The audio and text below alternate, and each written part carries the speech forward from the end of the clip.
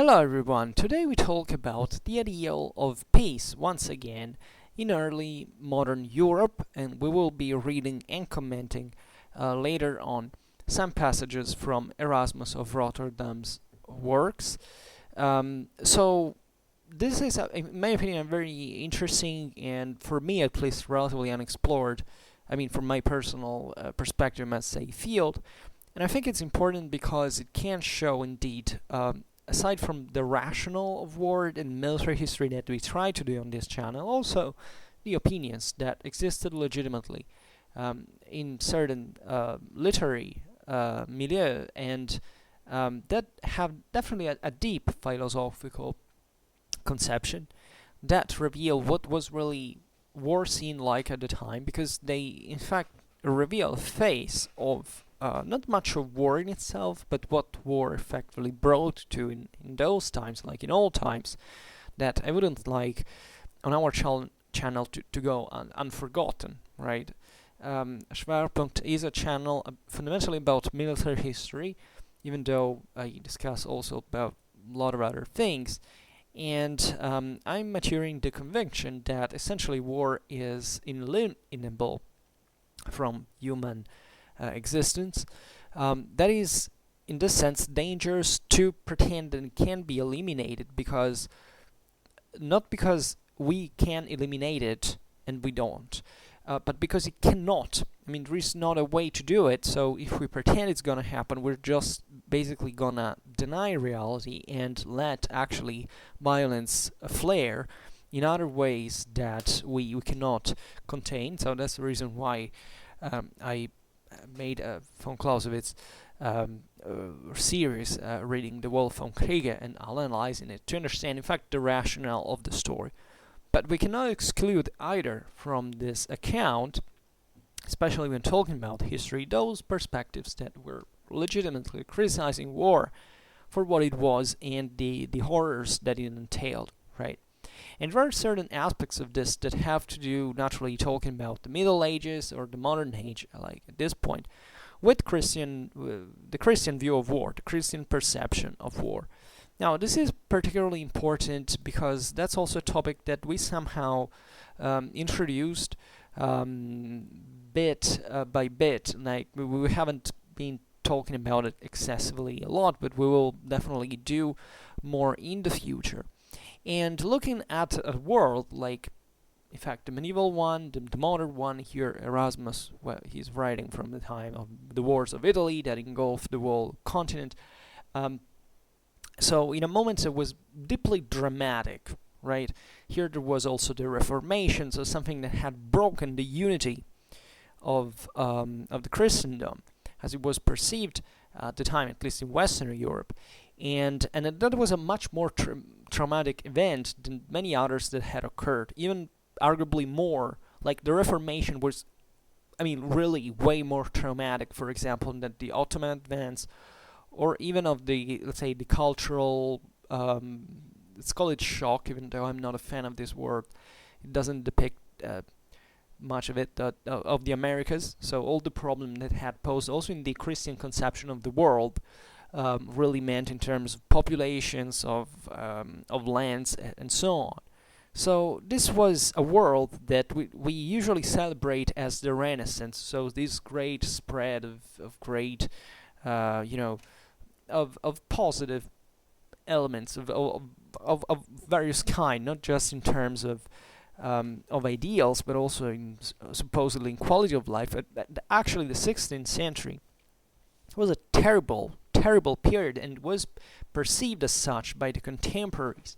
Not worse than other centuries that had happened before, but in this sense, not all with this kind of progressist view that we usually attach to it, and things would go, fundamentally also not much better in the future. Think about the 17th century, one of the iron centuries in European history.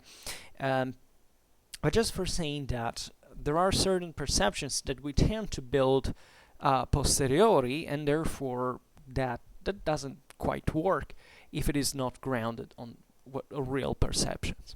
So the Christian world as such. So here, when we talk about Europe, we are talking about Christianity. I mean, there is not other way to put it. Like, at this point, being Christian was fundamentally still the kind of an equivalent of sort of broader universal nationality, right? You know, the world was conceived like here at this point, especially where it was evident that there were other religions from the other side that were also trying to expand into Europe violently.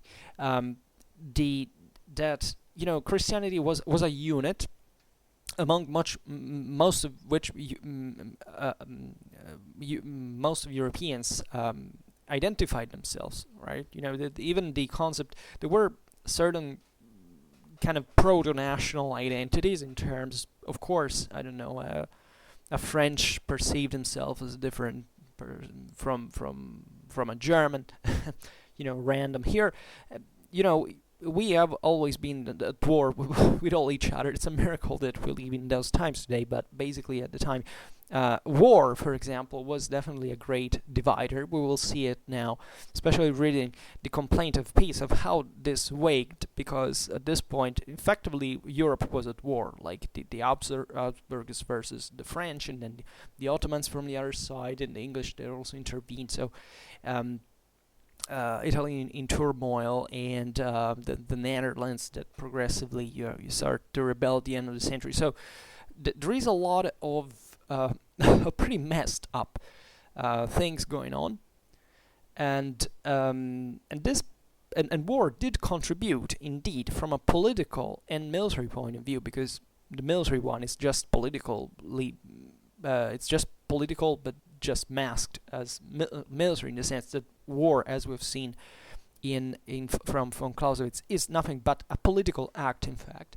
So this is the world of the emergence, not of the nation state, but of the state, that at this point start encompassing certain actually multinational elements.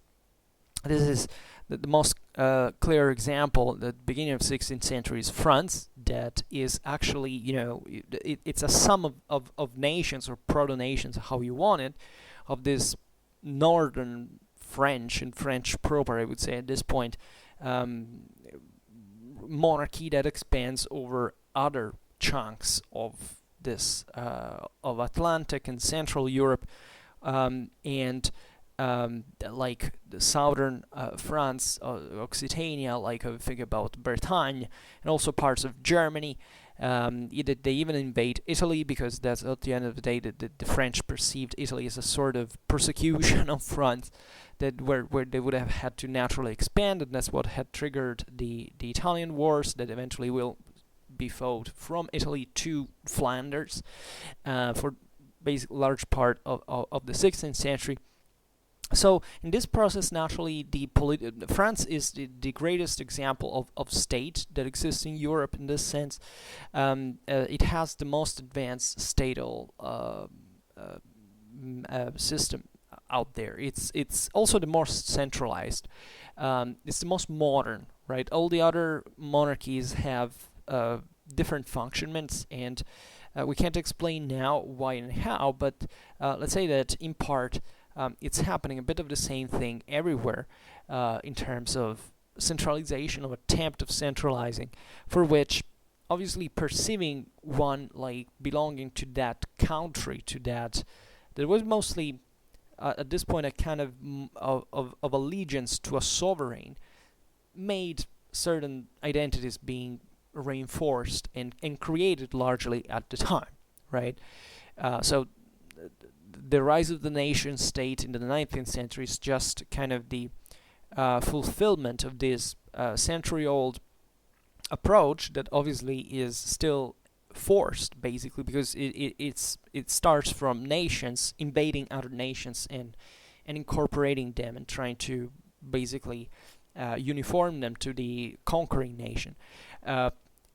But it's something naturally more complicated, but at this point it's accelerated.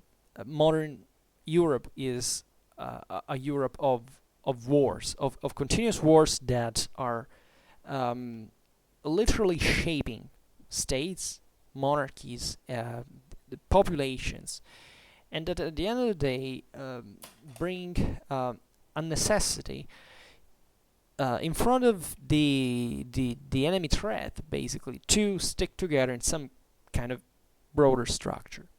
So in this world, we can spot as moderns naturally these changes because we are sensible to them. We are sensitive to them. Like, it's obvious that if look at contemporary nations, if we want to call them that way, or modern countries, let's put it in this way, it's obvious that that was instead of a much more fragmented world than it is today.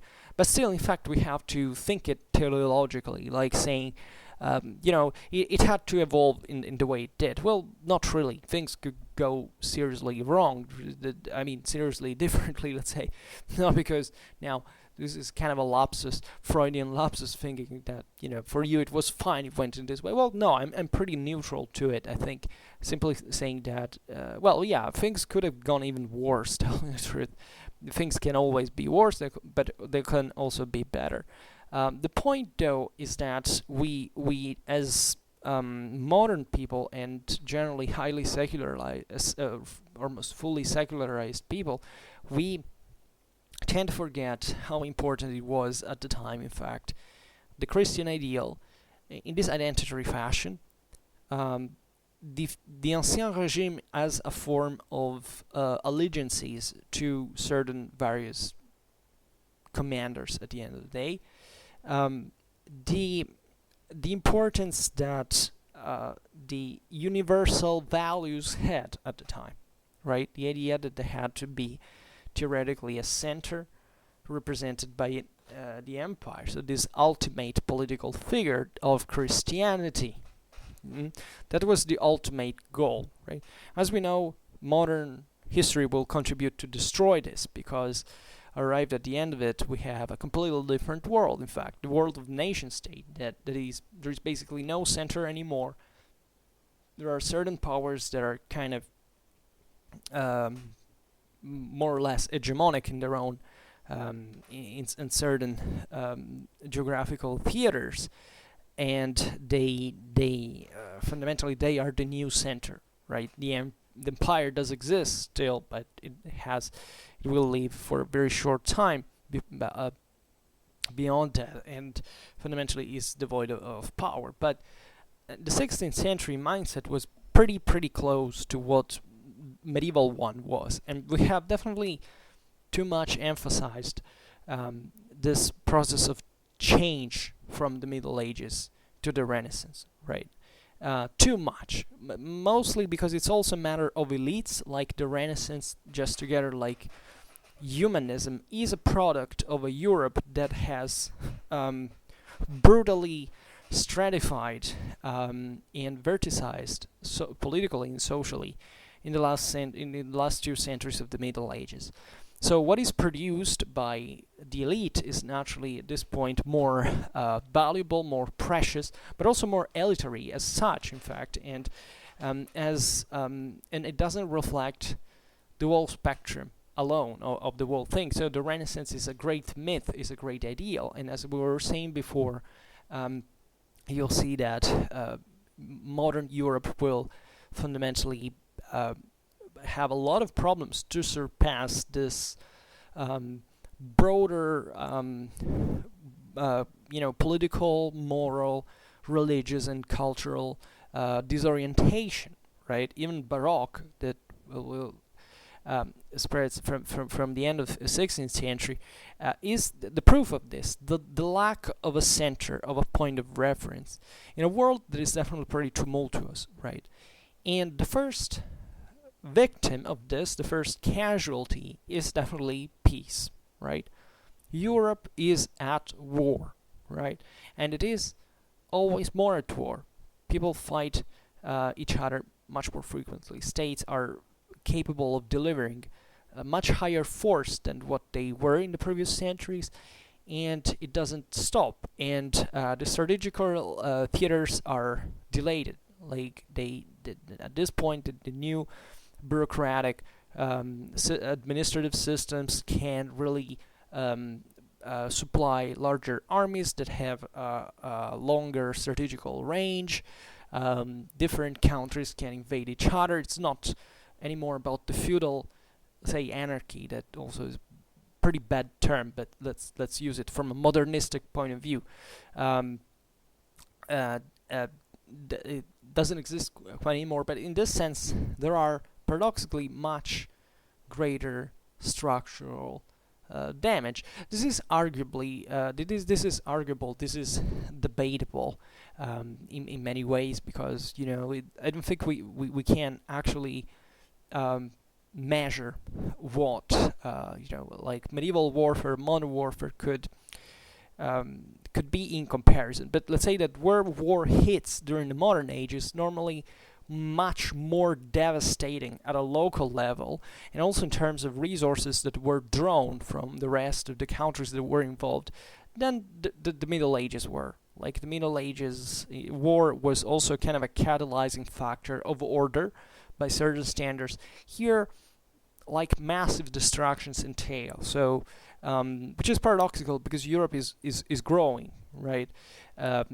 Generally speaking, so it's a consequence of it, but this means that there are more people who can be spent in this sense, more resources can be spent, and the cruelty of war is definitely under everybody's eyes, and this kind of challenges naturally what the Christian morals and values had been. That's why we think of the Middle Ages sometimes a bit stereotypically like a world that was dominated by still these universalistic ideals of in the empire and of the papacy, and this kind of codes, these ethics and values that were somehow respected, of chivalry, while the Renaissance is the terrible moment where the people go beyond morals fundamentally, and they just pursue their own glory in a kind of a even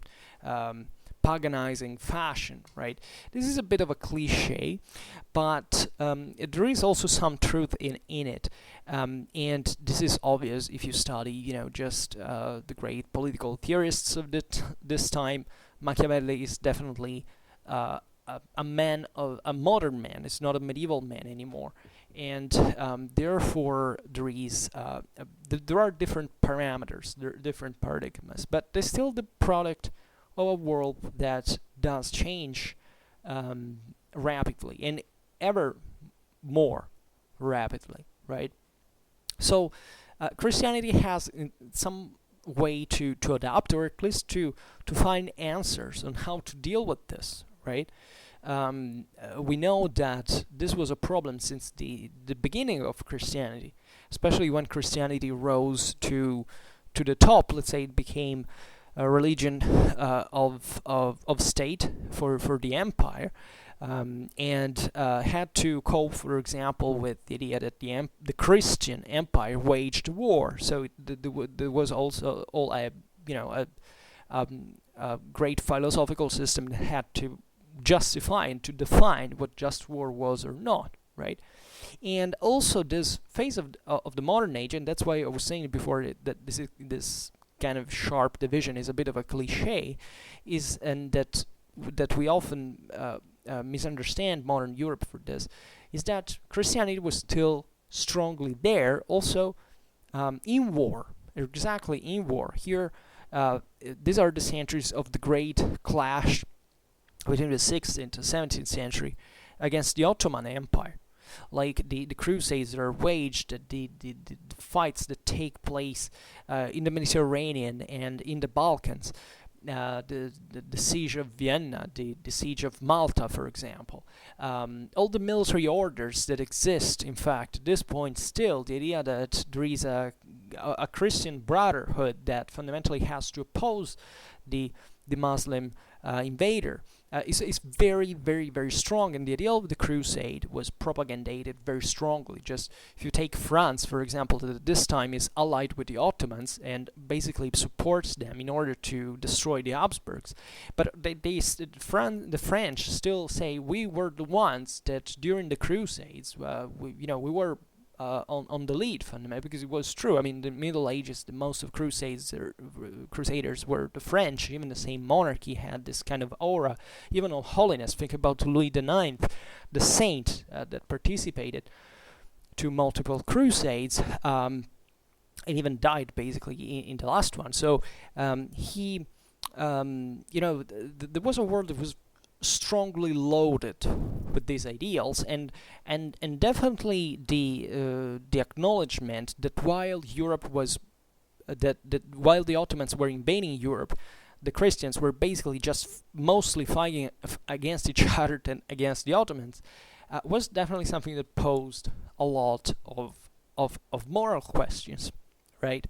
And here also there is all the criticism to, I mean, the Roman Church and Protestantism, and it was all kind of was both sides, because basically all the sides involved in here were all hypocrite. Like the Catholics were hypocrite, the Protestants were hypocrites, the Muslims were hypocrites, the Christians and the Ottomans, as we've seen, sometimes even allied against other co-religionaries for the most different reasons. So this is the reality of history, and it's always been like this since ever. You know, if you look at that playlist I made on the Crusades. Well, I talk extensively about this, and that's not even a matter of opinion. You know, it's a matter of macroscopical evidence by every perspective you want to look at this like. But it's obvious that while this process has become much more evident, because there are much better identifiable directions, because you can identify here finally something like France, or something like Spain, or something like England, or something like here it's more difficult. Let's say the Habsburgs of Austria, for example. You can't say, okay, well, you are doing this, you are doing that. This is also the great century of development of diplomacy. Something that has all structures, let's say, that need a code of behavior. This is also a great century of reformulation of models. Think about Botero or Baudin, all these enormous authors that defined the history of Western civilization, that we're trying to cope with these evident contradictions, and to give it kind of, to find a new natural orders of in order to interpret the world. Because, by the way, as long as you were a Christian, you had obviously to demonstrate what these systems had to be on the base also of nature. This was some of the most conflictual aspects of the story, because Europeans were quite slowly acknowledging, they were discovering other peoples, they were discovering other civilizations, they were improving technologically speaking, they were basically coming, they felt they could come closer to this great decipheration of the world as a big clock, as a big machine, so that had to have a sense, right? And yet, the more things went on, it seems that the least sense everything seemed to make. So this is the great disorientation, and eventually the process of secularization that kicks in potently, especially from the second half of the 17th century. After some of the bloodiest confessional clashes in Europe, like the 30 Years' War. But sticking to this, let's reflect about this, because definitely these Christians that were fighting each other were, in fact, Christians. So they had to justify the fact of waging arm that it's always a sin in Christian religion, in a way or another, right? For example, the chivalric dubbing rituals were admonishing the would-be knight by telling him in Latin, "Sis miles pacificus," which means be a pacific soldier, right? Be and in this sense that it was like basically in the Middle Ages, it was considering be the protector of the weak, of the orphans, of the widows, be a true Christian in this sense. And it's obvious that from this point of view, the Christian soldier was perceived as a positive figure. Like there was a set of ideals that were ever more ideals in this dimension, arguably compared to the Middle Ages, because of what we just explained. And it brought a lot of think of all the, in fact, as we remember the military orders in here, the idea that still this was a world that cared about such things. Even from you can't see this even at levels of, I don't know, the great international figures in here. Usually there is this great distinction between Francis I, King of France, and Francis of Valois-Angoulême, and Charles V, Holy Roman Emperor of Habsburg. And conventionally we say, Francis was the modern guy already, and Charles was still the medieval knight, right? And there are indeed these differences as well, even in cultural differences that sometimes could be even very close, because technically, of all the cultural legacies that Charles V had, well, he felt mostly like a kind of a Burgundian knight, that wasn't in this sense any different from a French knight. So they came from basically the same thing. In part, Charles V, even as Holy Roman Emperor for some Burgundian legacies, was technically vassal of the French king at that level of the hierarchy. But there were two different views of the world. This idea that still Charles V believed in the great unity of the Christian world, in the idea of the crusade, so that he even told Francis before attacking, launching the crusade on Tunis, famously enough, he told everything to Francis, and the first thing Francis did was to tell everything to the Turk, and therefore the Ottomans had even time to prepare. They even used Marseille as a logistical base in France.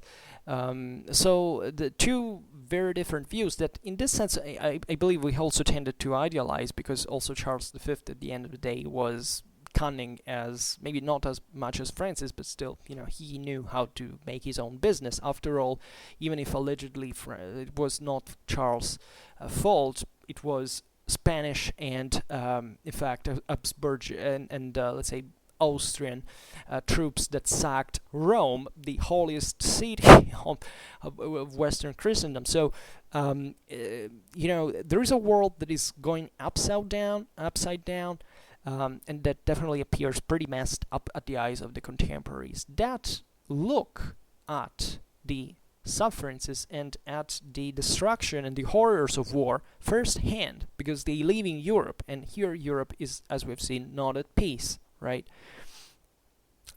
So everybody kind of stands with this man.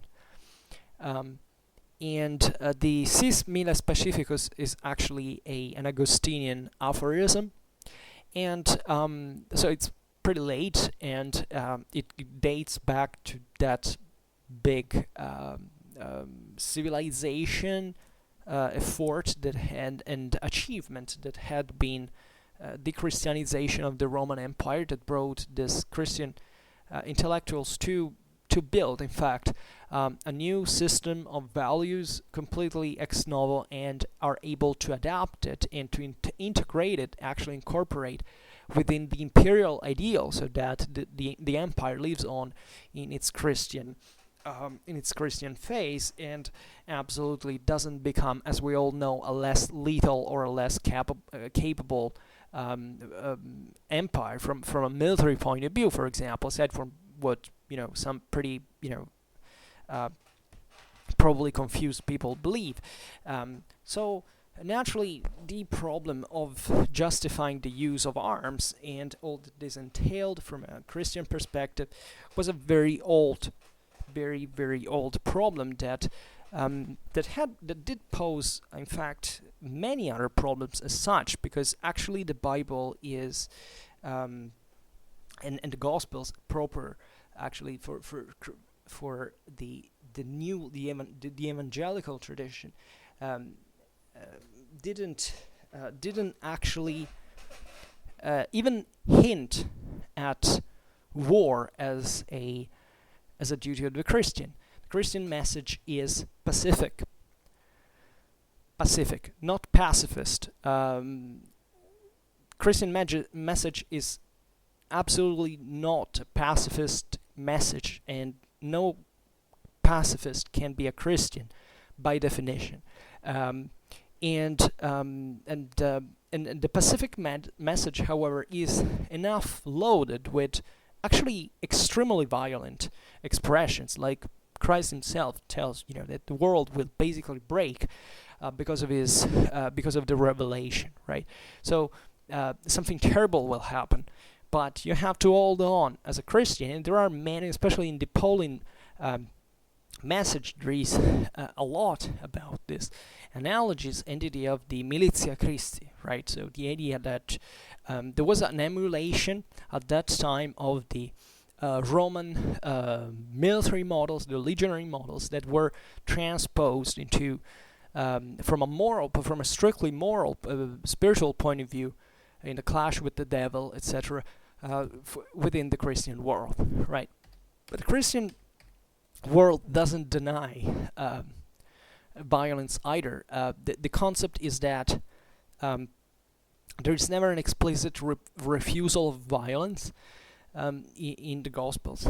There is simply the complete separation of the spiritual from the earthly, let's say, for which doesn't mean that they shouldn't operate, but it means that the first one comes first in any case. So even what happens on earth should be dictated by those ideals, so that this allows, in many ways, to the coexistence, let's say, of the Christian model and of the continuation, let's say, of the secular lifestyle that that in this sense is reveals the utopistic message of Christianity in its quest for peace, right? Because the ultimate peace is the one of the end of times. There can't be nor peace nor justice on earth, right? Christians have to get over it. There can't be any peace nor justice on earth. It simply doesn't belong to here,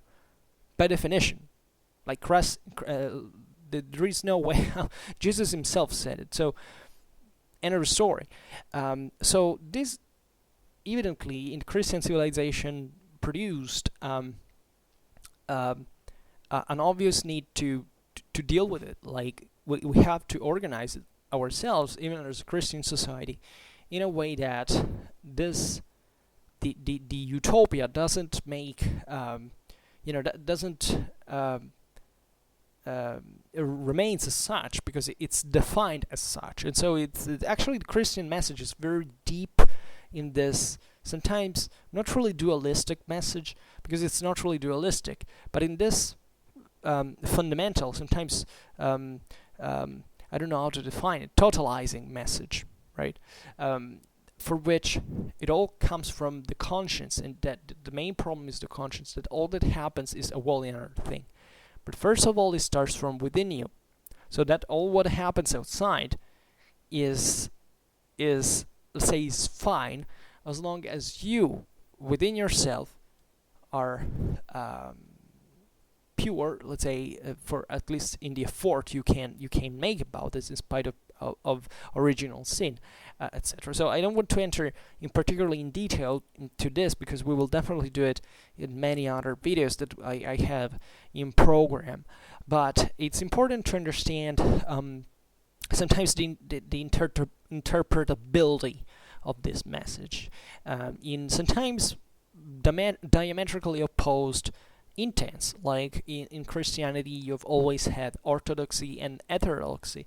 You've always had kind of let's say a moderate approach and a kind of a radical approach, and you have a literalist interpretations and metaphorical interpretations, and I would say Christianity is fine as long as this dialectic exists like any other ideology, because if you basically that's what really Christianity is about, is the idea that you don't have to take something as without thinking. You always are challenged. Like, these religions are not a passport to heaven just because you say I'm a Christian just to do this and that, it's fine. No, it doesn't work like that. But not even Judaism, that is much more legalistic, even orientatively speaking, not even Islam actually. Monotheisms are based on a much deeper struggle that happens at a conscience level, and that has to do, in fact, with your ability to put yourself a test.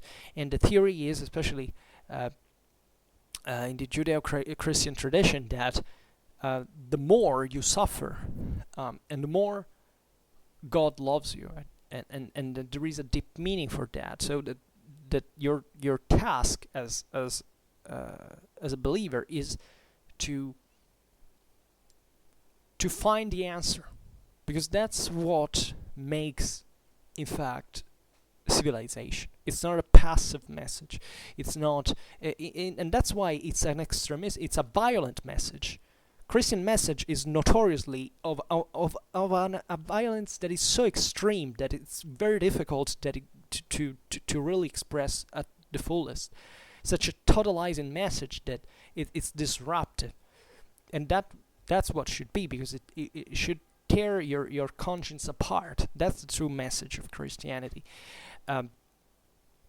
So aside from this, it's obvious that the relation between someone who has to shed blood, and the evident sin of killing, in the Judeo-Christian tradition, is a pretty big deal, right? Because there has to be someone who has to defend the Christian society. This is a bit of a more of a kind of autonomous elaboration, for the obvious evidence. It's not much of an ideological diversion from Christianity, and this is what I really care about. The idea that there has to be a protector of the societas Christiana, this Christian society, is that there has to be necessarily someone who sins by shedding human blood, right? And the whole point that in that condition is to determine whether, in which occasion it's justified to kill, right? It's mostly the bellum justum is it's theoretically mostly defensive, but also in here, what is really a defensive war? I mean, you can sometimes, in order to defend something, you have to attack before it's too late, rather than waiting and defending. It can't happen. So that's why even the practical side of the story has taken over without too much asking. I made several videos about this, how, for example, in early medieval Europe, the differences between East and West, and how bloodshed was sanctioned. It was just a matter of degrees. Like, the concept in Christian world was always the same, right? Just the Eastern, usually the Orthodoxes were a bit more concerned about this. There was, at least formally speaking, a deeper, like a longer path before being redeemed, etc. So in the Western world, kind of still its tribal nature was a bit more easygoing, but not that much. Like, actually, even Western Europe had a pretty deep and a pretty serious approach to these matters, and killing was definitely a sin. It was sanctioned as such. Then there is always a split between the ideal and the reality, so we're not gonna enter into this. But it's something that, in a world like the early modern one, poses new challenges from the ones that were originally posed, right? There would be a lot to add, especially about the Reformation, considering that at this point the two sides, after some time, became irreconcilable. So in that case, sometimes Catholics and Protestants hated more each other than between Christians and Muslims. Like there were certain proverbs, especially in Northern Europe, like in during the confessional clashes from the Protestant side, that said that basically it was better the Turk than the Pope, and things like this. So this naturally shows you a more secularized view of the story, because aside from the fact that definitely Christian society has not always been aware of itself, like we don't have to think that in 16th century Europe people being Christian actually equated these people, I mean, literally understanding what Christianity was. Like it was a big deal of, think about just the level of ignorance, of illiteracy, etc.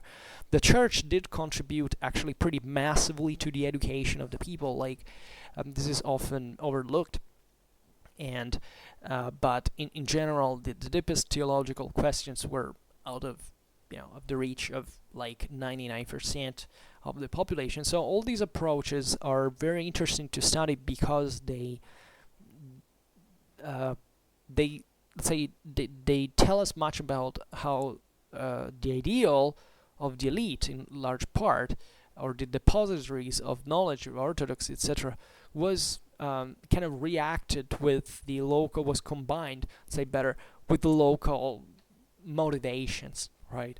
And it's obvious that every war is political. As you know, I don't like the idea of the definition of war of religion, because I think it's misleading, if anything, for Clausewitzian reasons, because and maybe I will make a video about this soon, but it's obvious that if you proclaim yourself Christian, like basically all Europeans did at this point, you have to justify this on a political and religious ground alike. And sometimes there is not much of a way out of it.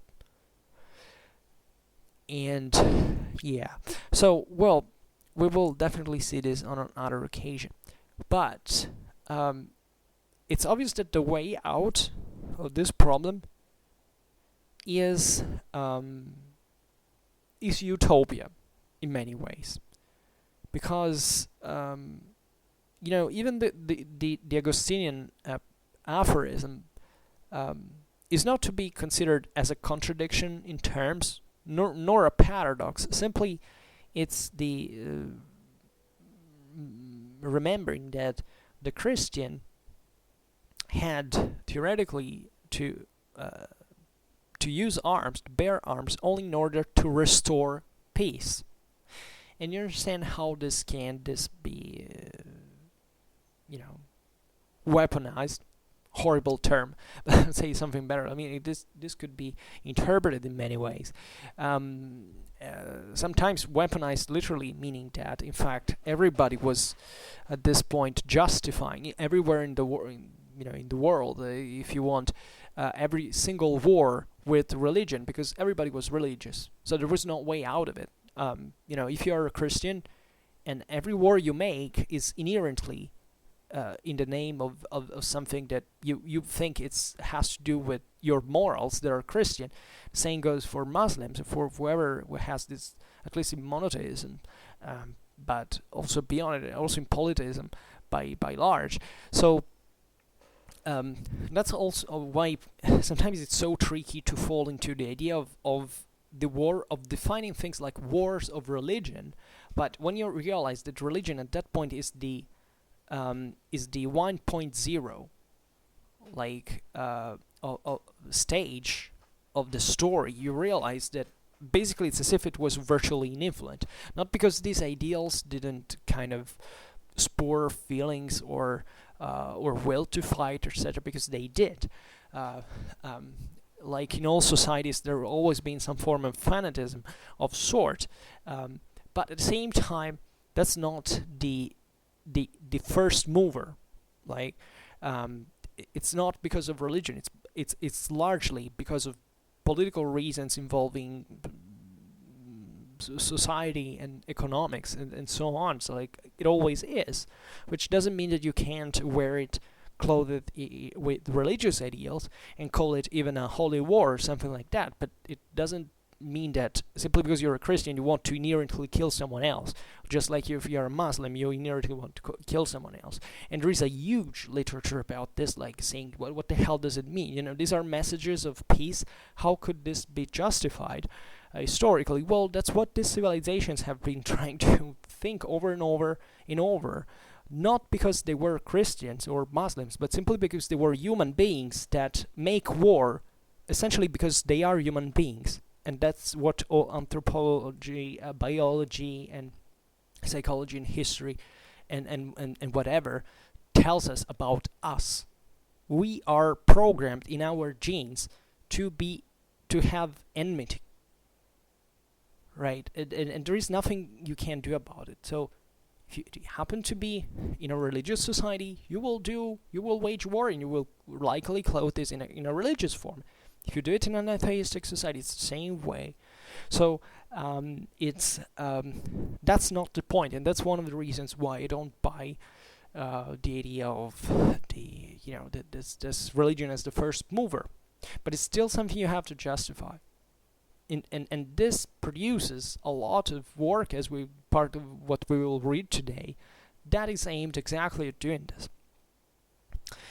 Or at least at criticizing, because today we will look fundamentally criticism in Christian perspective of war and violence and etc.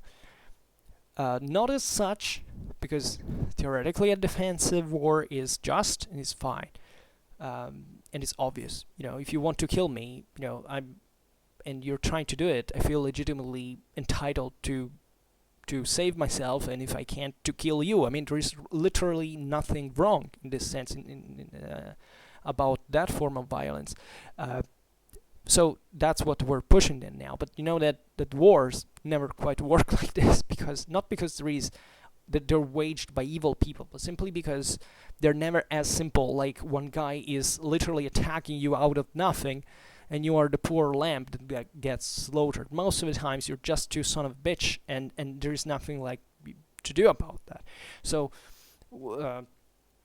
take Nazis and Soviets. That's a pretty fitting, a pretty fitting example. But aside from this, what can we say? Well, yeah, about the message of utopia, right? Utopia is always, and this is also particularly important, utopia is always, and it always remain and can't be otherwise, an integrating, a defining, fundamental part and help so much of culture of Christian Europe. Like that's what we have been. There can't be Christianity and especially in this context without utopia, right? Because the Christian message is largely utopistic, and that's what it's calibrated in a way you have to tend towards an absolute that obviously you can't reach, because otherwise you would be God yourself, right? And because we are all wicked because of original sin. So that's probably one of the deepest and most accurate anthropological concepts ever formulated, right? Alright, so if we were to quote certain authors that deal with this, aside from Erasmus that we read today, we can think, for example, at Cusano in the De Pace Fidei, where basically is a very important work that was based on the idea of the harmony of peoples living in unum in Latin, that is in one, all as one, basically. Within traditions that transcend and compose every human contrast, right? So more utopistic than this, you die.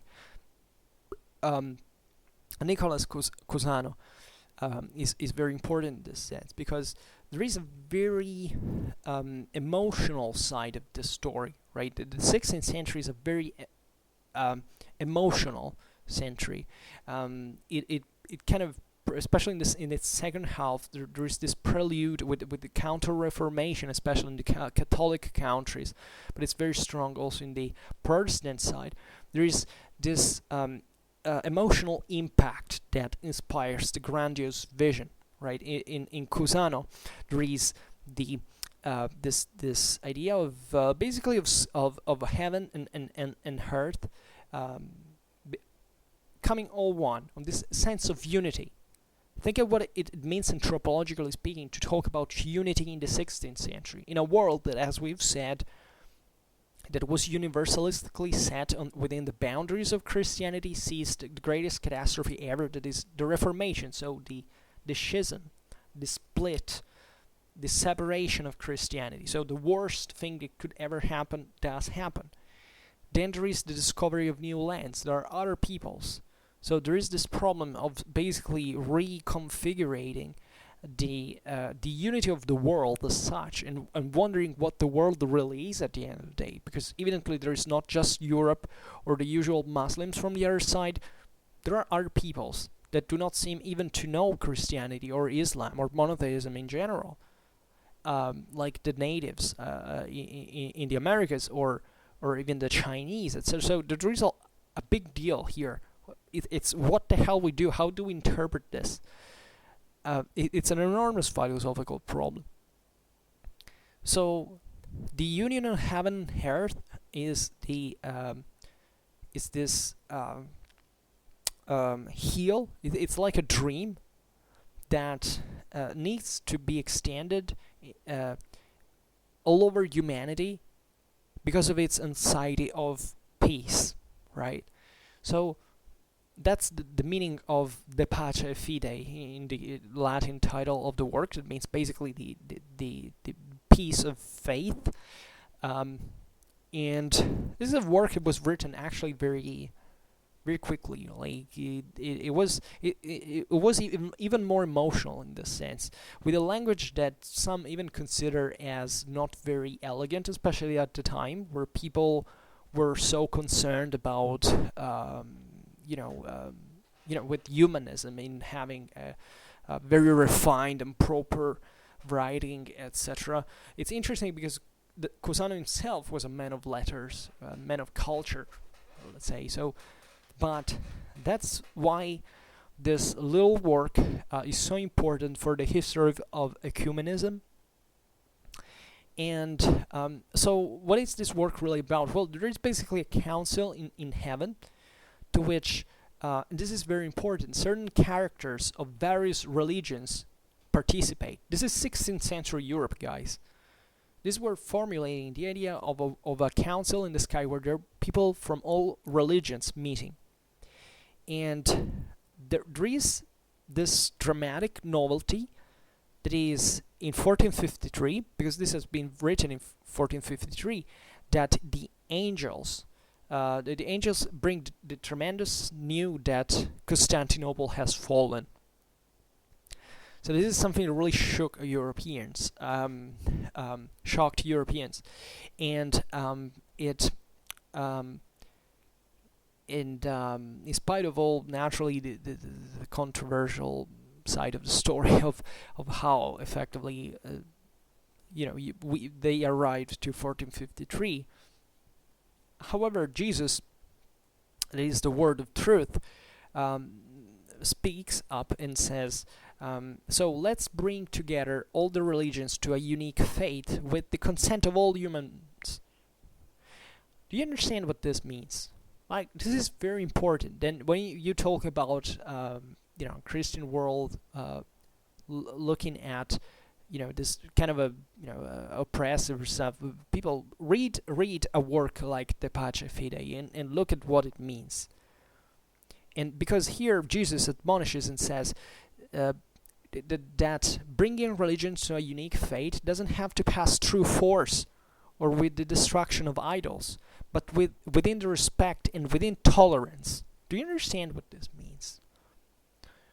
When you hear people criticizing Christian civilization, culture, and these are the roots of Renaissance Europe, and they talk to you about a reconjunction of all the faiths of all the religions in a unique faith with respect for with respect for each other and with tolerance, without violence, without the destruction of the idols. Right? It is an ideal. You don't have to think that Christian society was literally this, but the fact that Christian society could be able to think of itself like this at the time is marvelous, in my opinion. These were in mid-15th century, and even St. Paul participates to the council, and he states something here, quote, the safety of the soul happens through faith,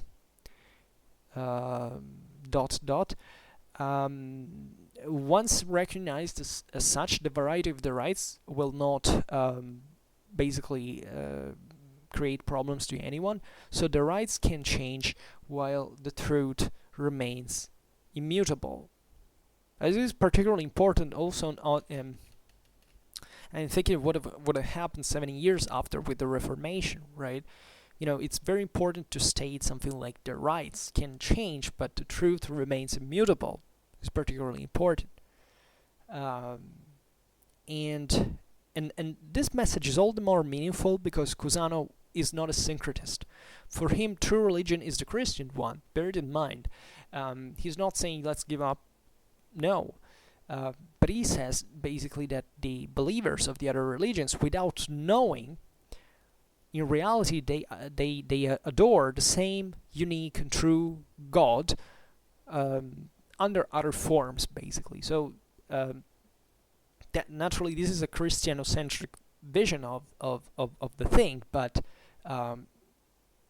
Europe, in this, like other countries, this was pretty self-centered. I mean, peoples more or less obeyed their own local cultures, so they didn't care much about others. So the only fact that at this point Christianity was able to contemplate others and to actually say, you know what, you can't have another religion, but at the end of the day we're all adoring the same God. So it's particularly important.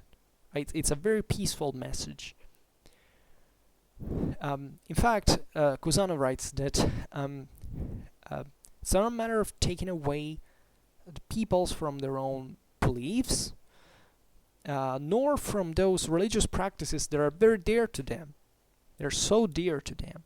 But rather to find what unites us within, say, a unique faith and in the same God, and in the name of that God, in order to give life to a religious peace that will obviously translate into a political peace, that is a real peace on earth, like no wars.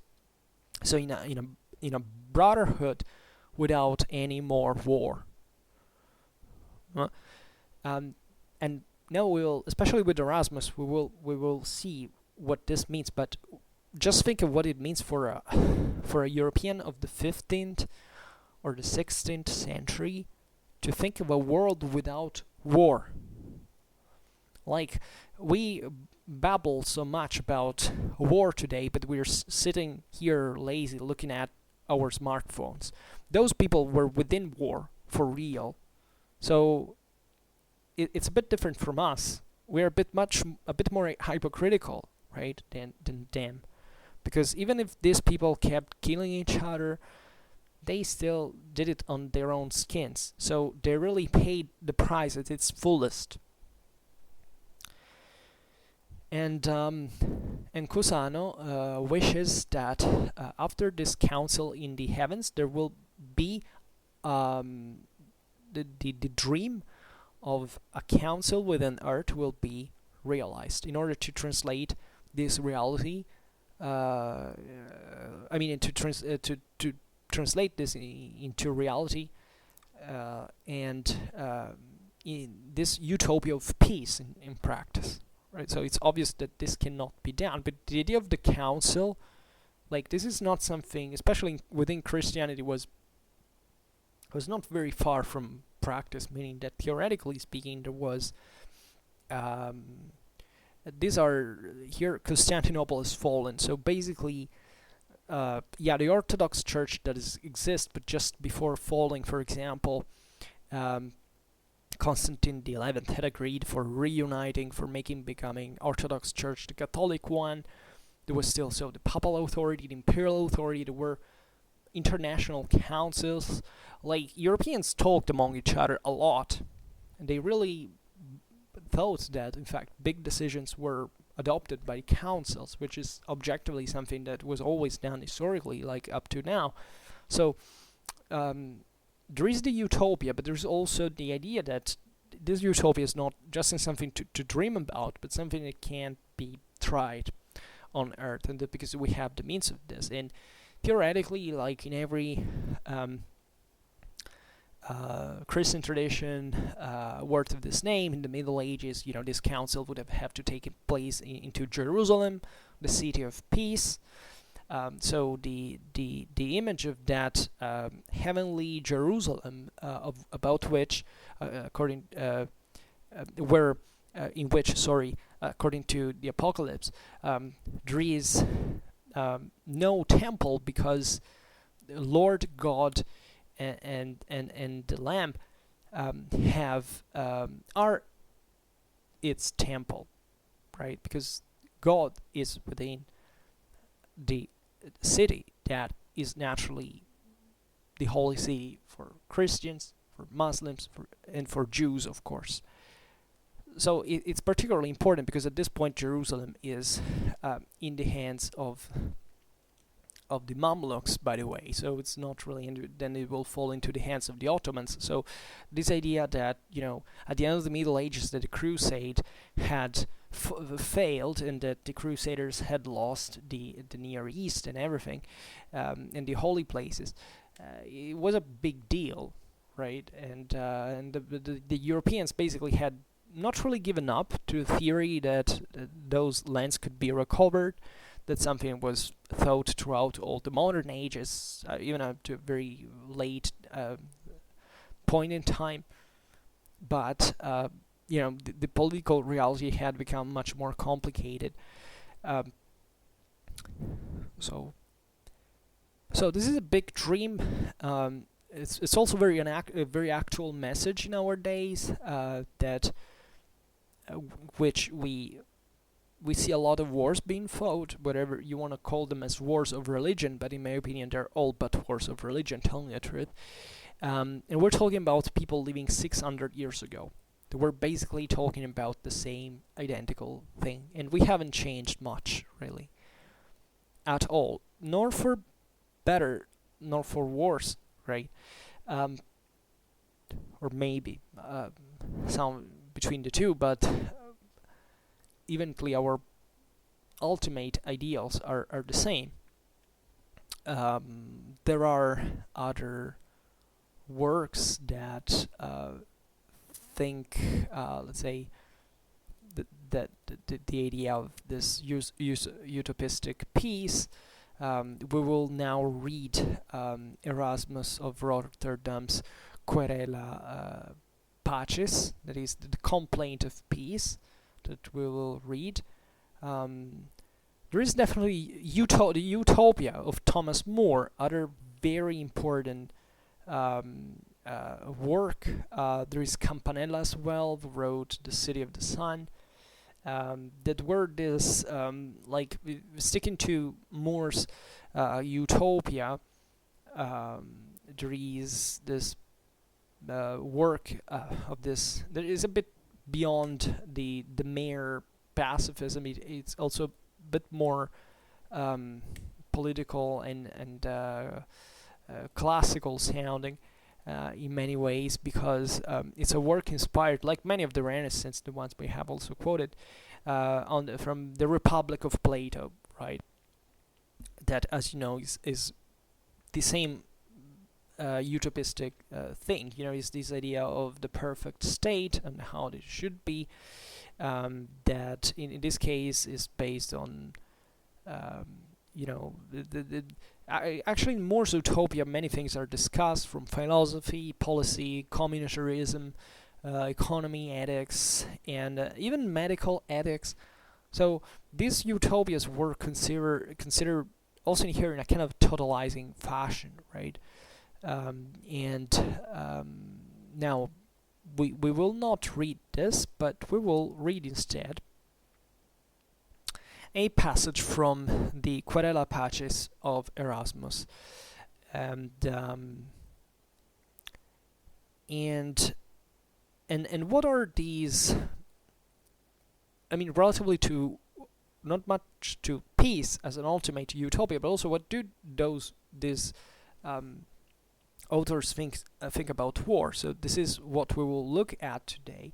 Well, fundamentally, war is. I mean, they are very biased indeed, and not we can't really judge them in this sense because we don't live in their times. But war is intrinsically barbaric. It's perceived as a sort of vain activity. You know, the vanitas in Latin is stressed in here, meaning that military glory, for example, is this great promise, this great illusion that will bring to nothing at the end of the day, because it's all a great um, lie, basically. And this is naturally in a Christian message, because the concept is that if you read the Gospels, that the idea is, yeah, that you should be concentrated more about saving your own spiritual life than your material life, or hoping to enhance it through, by the way, something that is intrinsically sinful, like killing, like war is at the end of the day. So I already made a video about that is titled Physical and Moral Wounds of War, the Dialogues of Erasmus of Rotterdam, which basically is very similar to the second dialogue, because it's also we are gonna read after the Querela, and so it's basically the same work. And there's also another video that if you may like, if you're interested especially in the medieval ideal of peace, that is titled like the idea of peace in the Middle Ages. You know, very humble title. Actually, I discussed mostly about 14th to 15th century. In fact, more, I would say, yeah, kind of mainstream idea of what peace should be, especially from the side of monarchic justification of power and so on. So that can be interesting. So now let's start reading this work. Both of the Querela and of the dialogue, I will leave you the link in the description. So if you want to read the whole work, that's it. And there are many versions. I just found these in archive.org, but you can find plenty of also elsewhere. So, and this is just a passage of the complaint of peace. So it's obviously not the whole work, just a little part. Let me in full screen. What the hell? So, okay. Upon the whole, it must be said that the first and most important step towards peace is sincerely to desire it. They who once love peace in their hearts will eagerly seize every opportunity of establishing or recovering it. All obstacles to it they will despise or remove. All hardships and difficulties they will bear with patience, so long as they keep this one great blessing, including, as it does so many others, whole and entire. On the contrary, men in our times, bear in mind this is written in 1529, so we are in the heart of the wars of Italy, right? So here Europeans are fighting each other pretty hard. In our times, go out of their way to seek occasions of war, and whatever makes for peace they run down in their sophistical speeches, or even basely conceal from the public. But whatever tends to promote their favorite war system they industriously exaggerate and inflame, not scrupling to propagate lies of the most mischievous kind, false or garbled intelligence, and the grossest misrepresentation of the enemy. I am ashamed to relate what real and dreadful tragedies in real life they found in these vile, despicable trifles, from how small an ember they blow up a flame and set the world on fire. Then they summon before them the whole catalogue of supposed injuries received, and each party views its own grievance with a glass that magnifies beyond all bounds. But as for benefits received, they all fall into the profoundest oblivion as soon as received, so that upon the whole an impartial observer would swear that great men love war for its own sake, with their hearts and souls, provided their own persons are safe. After all the pretences thrown out and the artifices used to irritate the vulgar, there often lurks, as the true cause of wars, in the bosom of kings, some private, mean, and selfish motive, which is to force their subjects to take up weapons to kill one another, at a word of command, as they wish to evince their loyalty. But instead of a private and selfish object, there ought to be an object in which not only the public, that is, not only one single community, but in which man, human nature, is deeply interested to justify the voluntary commencement of a war. But when kings can find no cause of this kind, and as indeed they seldom can, then they set their wits to work to invent some fictitious but plausible occasion for a rupture. They will make use of the names of foreign countries artfully rendered odious to the people, in order to feed the popular odium till it becomes ripe for war and thirst for the blood of the outlandish nation whose very name is rendered a cause of hostility. This weakness and folly of the very lowest classes of the people, the grandees increased by artful insinuations, watchwords, and nicknames, cunningly thrown out in debates, pamphlets, and journals. Certain of the clergy, whose interest it is to cooperate with the grandees in any unchristian work, join with a great effect, aided by religion, in a pious imposition on the poor. Thus, for instance, an Englishman, they say, is the natural enemy of a Frenchman because he is a Frenchman. A man born on this side of the river Tweed must hate a Scotchman because he is a Scotchman. A German naturally disagrees with a Frank, a Spaniard with both. All villainous depravity. The name, a place, or region, in itself a circumstance of indifference, shall be enough to dissever your hearts, more widely than the distance of place your persons. A name is nothing, but there are many circumstances, very important realities, which ought to endear and unite men of different nations. As an Englishman, you bear ill will to a Frenchman. Why not rather as a man to a man do you not bear him good will? Why not as a Christian to a Christian? How happens it that such a frivolous thing as a name avails more with you than the tender ties of nature, the strong bonds of Christianity? Place, local distance, separates the persons of men, but not their minds. Hearts can gravitate to each other through intervening seas and mountains. The river Rhine once separated the Frenchman from the German, but it was beyond its power to separate the Christian from the Christian. The Pyrenean mountains divide the Spaniards from the French, but they break not that invisible bond which holds them together, in defiance of all partition, the communion of the Church. A little gut of sea divides the English from the French, but if the whole Atlantic Ocean rolled between them, it could not disjoin them as men united by nature. And while they mutually retain the Christian religion, still more indissolubly cemented by grace. The Apostle Paul expresses his indignation that Christians, separating into sects, should say, I am of Apollos, I am of Cephas, I am of Paul. Nor would he suffer the unnatural distinction of a name to parcel out Christ, who is one with all his members, and who has formed all into one inviolable wall.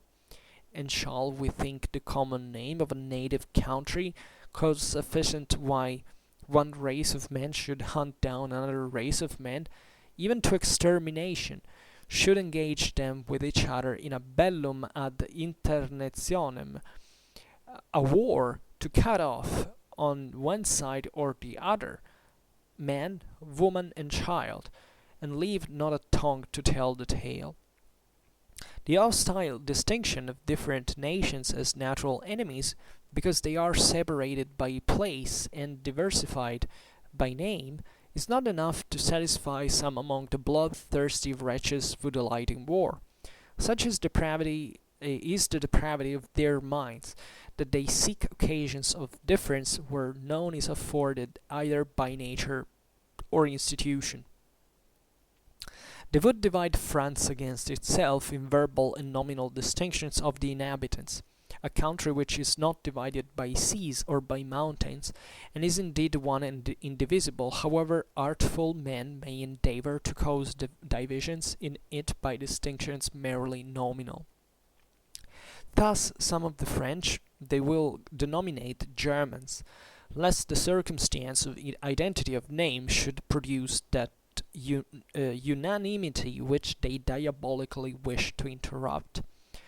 Now, if in courts of judicature the judge will not admit of suits which are frivolous and vexatious, if he will not admit of all sorts of evidence, especially that which arises from a personal pique and resentment, how happens it that in a business of far more consequence to human nature even than courts of judicature, in an affair the most odious and abominable, such as the promoting discord among human creatures and of all neighbouring nations, causes the most frivolous and vexatious are freely admitted as competent and valid. Let the lovers of discord and the promoters of bloodshed between nations divided only by a name and a channel rather reflect that this world, the whole of the planet called Earth, is the common country of all who live and breathe upon it. If the title of one's country is allowed to be a sufficient reason for unity among fellow countrymen, and let them also remember that all men, however distinguished by political or accidental causes, are sprung from the same parents, if consanguinity and affinity are allowed to be available to concord and peace. If the Church also is a subdivision of this one great universal family, a family of itself consisting of all who belong to that Church, and if the being of the same family necessarily connects all the members in a common interest and a common regard for each other, then the opposers must be ingenious in their malice if they can deny that all were of the same Church, the grand Catholic Church of all Christendom, must also have a common interest, a common regard for each other, and therefore be united in love. In private life you bear with some things in a brother-in-law which you bear with only because he is a brother-in-law, and will you bear with nothing in him who by the tie of the same religion is also a brother? You pardon many little offences on account of nearness of kindred, and will you pardon nothing on account of an affinity founded in religion? Yet there is no doubt but that the closest possible tie among all the Christian brotherhood is confraternity in Christ. Why are you always fixing your attention upon the sore place where the insult of injury received from a fellow creature festers and rankles? If you seek the peace and ensue it, as you ought to do, you will rather say to yourself, "He hurt me in this instance, it is true, but in other instances he has often served or gratified me, and in this one he was perhaps incited to momentary wrong by a passion, mistake, or by another's impulse." So, very beautiful passage. Let's start commenting it on this. So, at the beginning, first he says something very interesting that is essentially reflective commenting on the let's say the sort of ability to recognize peace and its value and its importance. So that he says that, Wu really craves for peace indeed is and knows what it can achieve because they really feel it in their heart. They will never lose any chance to pursue it. And this is a very important statement because indeed when we talk about conflictuality, etc., and as I was saying at the beginning of the video, here we talk mostly about military history, so we tend to justify or to motivate better some military actions on the ground of saying, well, it's obvious, like if you take World War II, was it a big crusade to free humanity from tyranny and oppression? Well, yes, maybe with less resounding definition, but it definitely was justified in my opinion. And it was definitely aimed to restore peace and prosperity on the oppressed people of Europe. So the idea is what that there should be here any opportunity possible to avoid war in a way that maybe was not the one Chamberlain achieved, because you know what I'm talking about, because that brought to World War II anyway. So the Czechoslovakians were sacrificed on the altar that ultimate fake peace, because then Hitler launched his own invasion of Western Europe and then of Eastern one. So aside from this, the concept is that there's always an agreement possible, and that if you really value peace as such, if you really understand what is the potential of peace and the potential of war, you would always opt for the first one, right? Not because peace is necessarily heaven. Like, peace can be terrible, right? There can be moments of peace and still of dictatorship, of totalitarianism. So here we have to really understand what peace is at the end of the day. But it's obvious that while you know what the detrimental sides of war are and how deep and low they can go, well, you will think about it twice. So here definitely it's a criticism to whoever thinks that war is something easy that you can undertake lightheartedly, and that you really don't need. It's like a sport, and never underestimate also in this time in history, like in the 16th century, what war was really conceived like.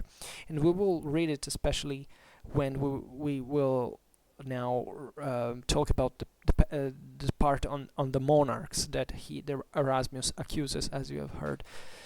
Because peace was really, war was really conceived not much differently from a hunt, like a game, a feast or something like that, especially by the noblemen, in theory, like obviously in theory, but still it was considered a kind of natural duty of the ruling class. And it's way more complicated than that, but it's exactly because war effectively was needed at the time for solving certain things, that there was a culture that basically portrayed it in this sense. And Erasmus doesn't strictly criticize that, but he attacks monarchs and even the ecclesiastical elites, as you have seen. But we'll read it now. So and Erasmus says, well, look, that there are people who seem to go the same exact direction. Like, there are people who basically they shut their reason, their mind, when it comes to justify war and to push for war and to promote it. And he says, they kind of become pretty ingenious at that point to do everything as possible to bring to war. It's as if there was a sick a taste for it, right?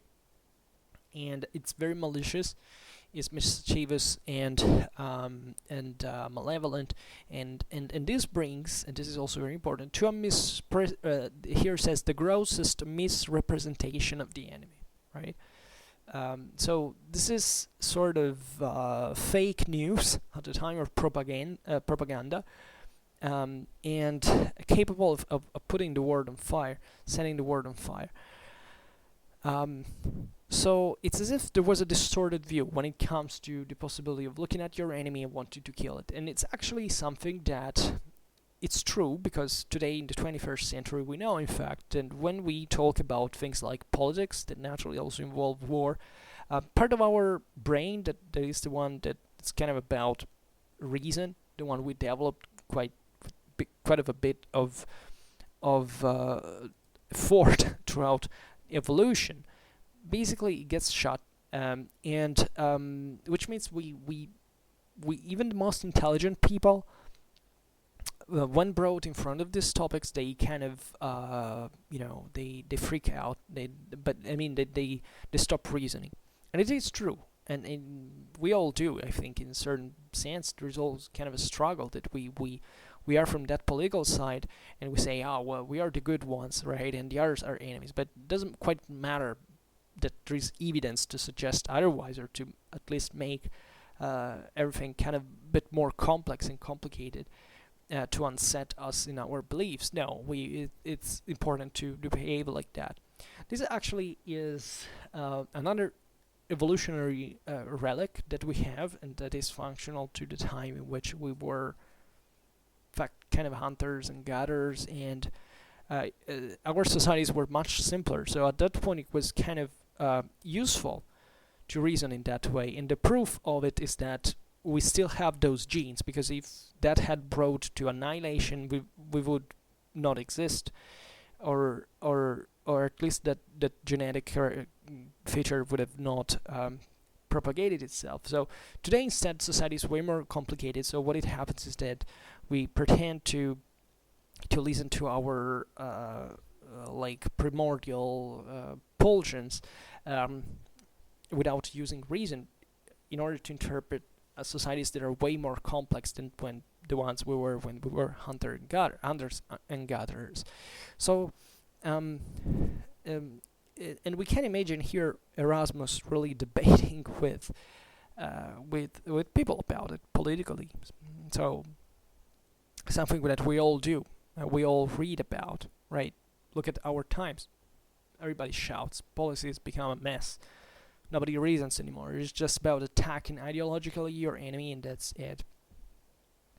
Well, this eliminates, in fact, great parts of negotiation, and it does bring to violence to flare in part, because unfortunately enough, we still live in a world that has kind of more or less competent, or at least functional hierarchies, because if we were to leave this in the hands of the average person, we would be pretty much messed up. Fortunately, we don't live in direct democracy, but in indirect ones, so that we can have room for negotiating aside above of the will of the mass, of the troublesome mass.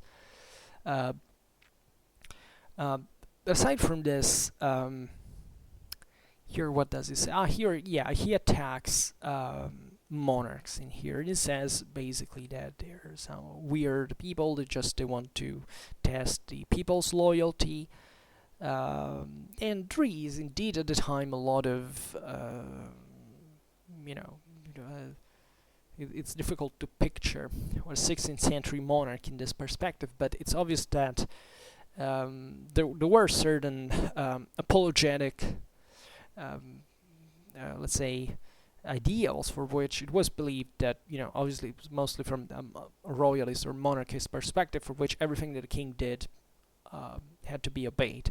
Naturally, the importance of unity of command in politics, like in war, is particularly important, but it was perceived already at the time that essentially a monarchical direction, a truly monarchical direction, monocratic direction, was could be wrong, and when it was wrong, the whole country followed at the end of the day. Naturally, this is very it's a bit too ideological, because actually monarchies in the 16th century were something like, they were in constant struggle with the parliaments, with the local communities, etc. That these weren't absolute monarchs at all. So there was actually a true work of civilization through the rise of monarchies and monarchical states at this point, in order to effectively do something concrete about guiding a country or a people, and not really just having a sick taste for a wicked taste for just testing the subjects' loyalty by sending them to war. I mean, it wasn't really like that historical. Um, and here Erasmus, that's also why I'm not a huge fan of Erasmus. He's actually a very intelligent person, but sometimes he's a bit too moralistic for my tastes, and I hope I come from a kind of more rationally anti-dogmatic oriented background, but he's making a point, and he is naturally a man of his times, so he was an idealist, evidently, and he has to be understood in his context. So here he also starts a very intelligent remark, actually, about the idea of nations that hate each other, because they, it's easier to create kind of a stereotypical enemy. I mean, we all know what you're talking about, because come on, about stereotypes about nationalities are all over the place, even today, and especially in war, they get, there are certain peoples that really do not like each other, and it's always been so, sadly enough. So there is this kind of,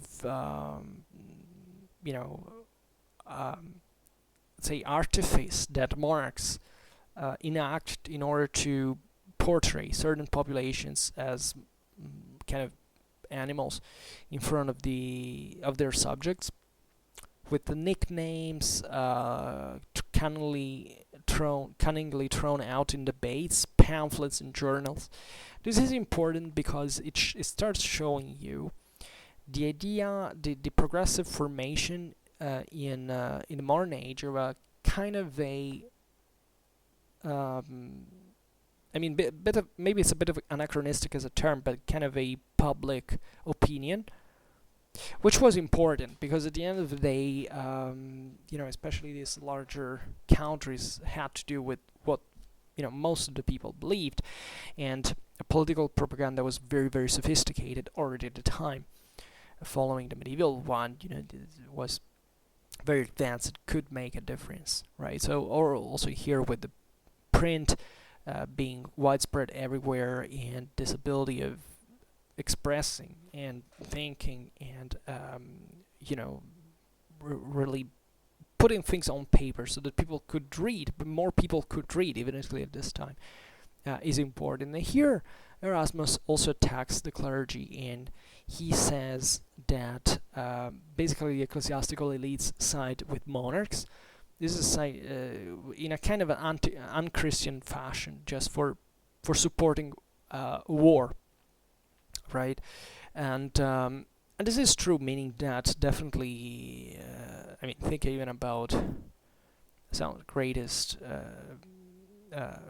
figures at the time. There were ecclesiastics that had eminently political and military roles, let's say, and starting from the papacy, there was a state with its own forces and its own alliances and so on. So it's but it's a constant, because the clergy here is a very powerful instrument of the monarchy.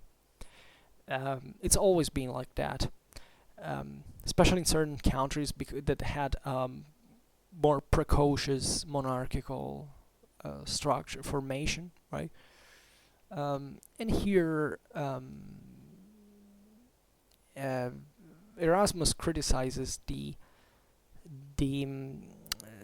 hatred between nations on a Christian base, like saying, here we talk about Frenchmen, Englishmen, they hate each other, etc. But aren't you all Christians? So that's really the point. And he quotes,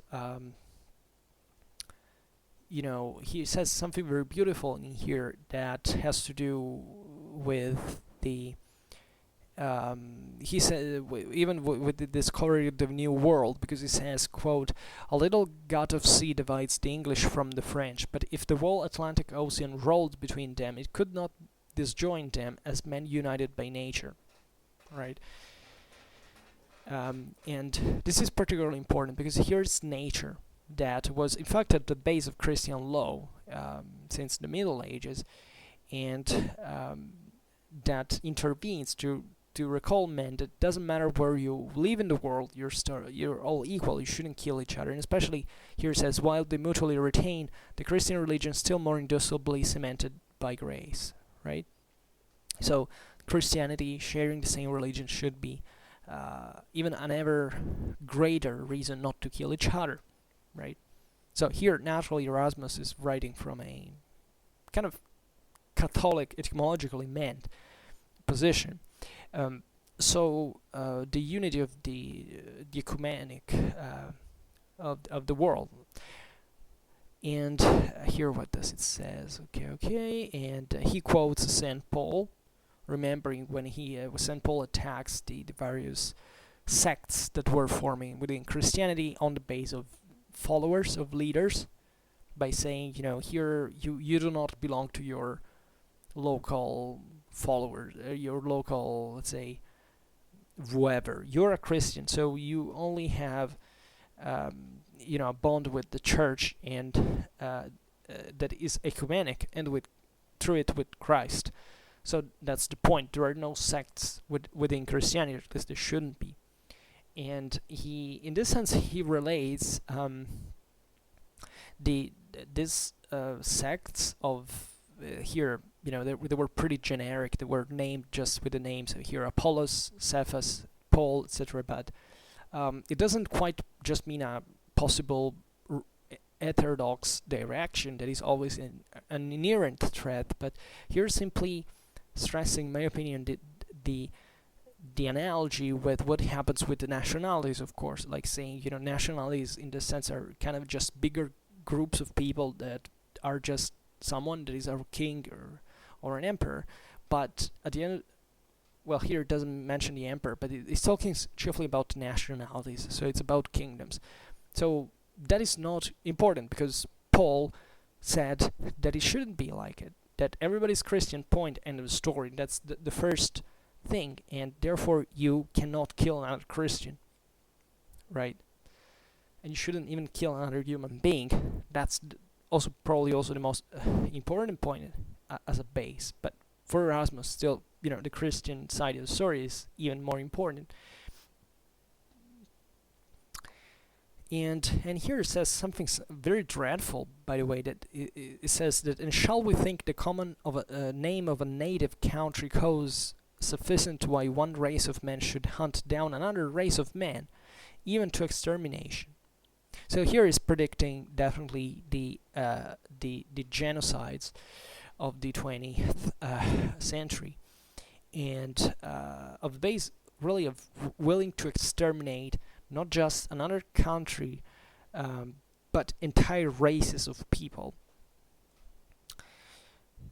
So here it's interesting because it tells you how objectively human evil has kind of always existed, and sometimes it just lacks the means to achieve certain things, but the intrinsic values of good and evil are the same, right? And they're always present, and they cannot be ignored.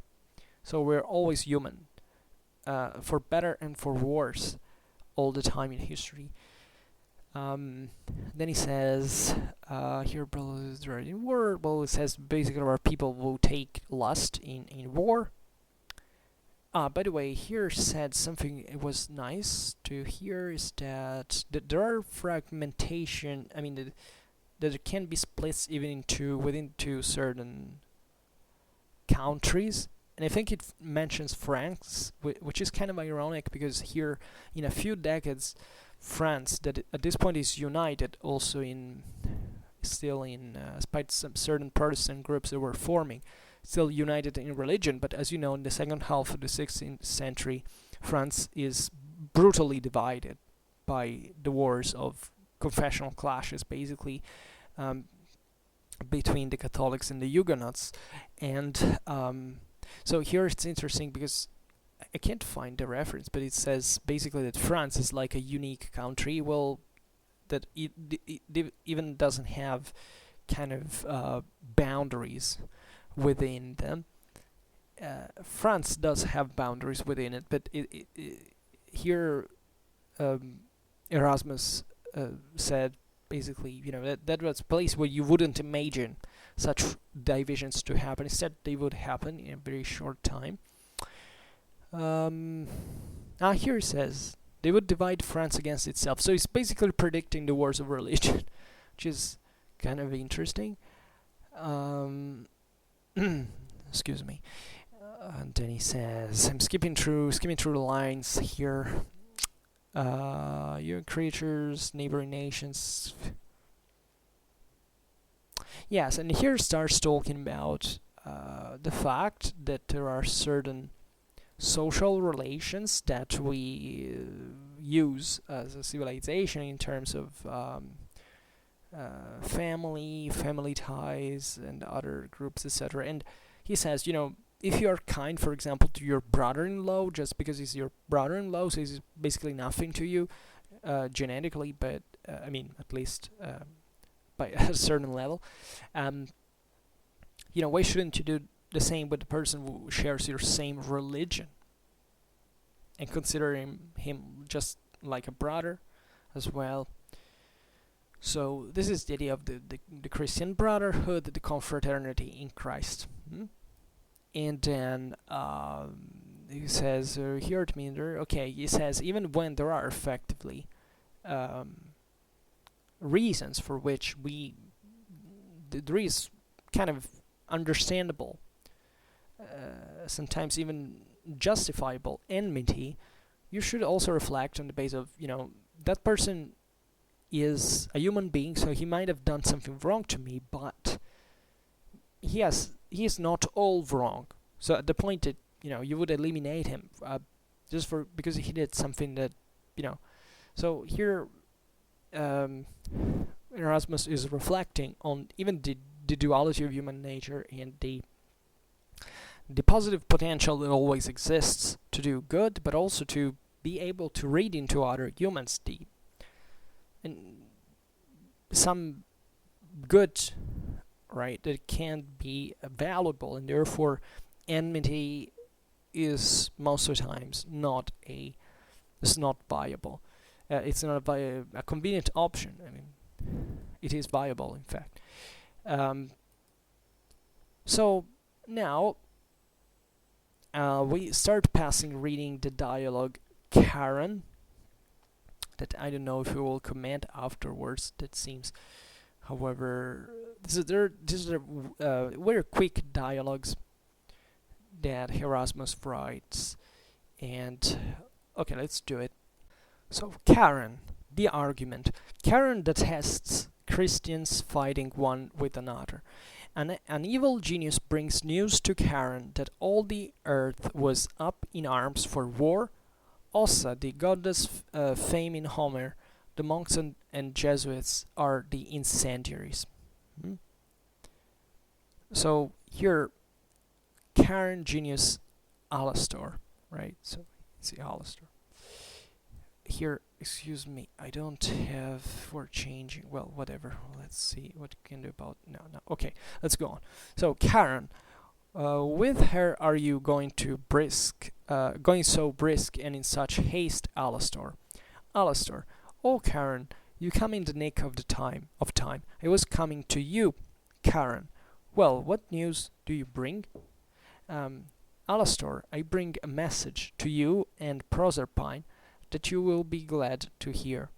Karen, out with what you have brought and lighten your burden.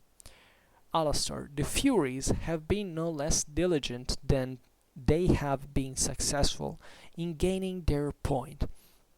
There is not a foot of ground upon earth that they have not infected with their hellish calamities, seditions, wars, robberies, and plagues, so that they have grown quite bald, having shed their snakes and having quite spit all their venom, they ramble about in search after whatever they can find of vipers and asps, being become as smooth as an egg, not having so much as a single hair upon their heads, and not one drop of venom more in their breasts.